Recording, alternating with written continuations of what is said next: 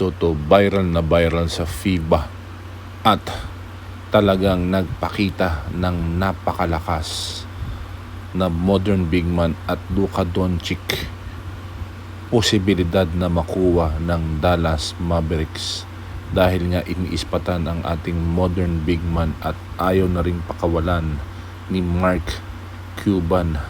Si Mark Cuban lang naman ang may-ari ng Dallas Mavericks at nakita nga ang malaking improvement. Nakakatira ng tres, nakakadepensa, modern big man at si Jason Kidd, ang coach ng Dallas Mavericks, ay ayaw ng pakawala ng ating kababayan na si Kai Sotto at inoperan nga kasama ng agent niya na Wasserman na talagang siya ay kuwanin na ng Dallas Mavericks. Talagang tinatapos na lang ang mga nalalabi at tapos na nga ang window 5 at naka 2-0 nga sila.